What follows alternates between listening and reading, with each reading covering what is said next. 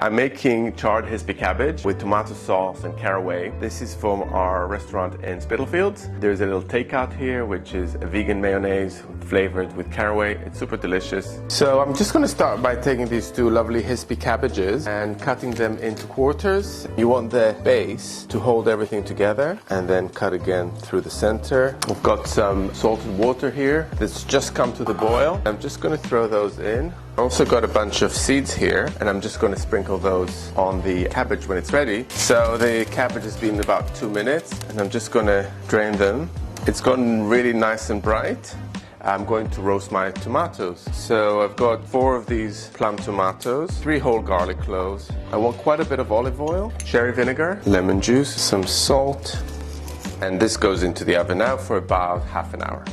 So the cabbage is cooled down a bit, drizzle with a bit of oil, salt, and now that pan is really hot, which is important. I'm just going to place them like that. There's a nice color here now. So I've grilled them for about 3-4 minutes on each side, and you want to get all these beautiful blackened bits, and you can actually plate straight to your serving platter. So the cabbages can just stay here now, cool down a bit while I make the other sauces. I'm going to make a vegan mayonnaise. I'm starting by putting some silken tofu, so it's really soft tofu, into the food processor with some soy milk. And I'm just going to work the machine for a second. And I'm just going to start adding some sunflower oil very slowly. That's really nice. You can see it's super creamy. It looks like a semi-whipped cream. And now I'm going to add some cherry vinegar and lemon juice and a bit of salt. And this will probably make more than what you'd need, but it will keep for a few days in the fridge, so use it for sandwiches. I'm just going to add some toasted caraway, lightly crushed, fold that through the vegan mayo, and that gives it a really special flavor.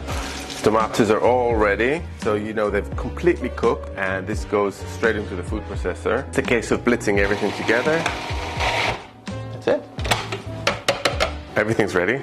So the cabbage is ready here, and I'm just going to spoon over that tomato sauce. You want a good covering on every cabbage. And now for the vegan mayonnaise. So just want to drop off dollops in the center of every cabbage quarter. I'm going to chop some chives. It's a nice garnish, but also gives a bit of an oniony flavor. A mix of seeds here, sunflower, pumpkin seeds, sesame seeds, they all go on top. I'm going to finish with a bit of that lovely Urfa chili. It's really dark and smoky and beautiful and really adds an extra layer of flavor.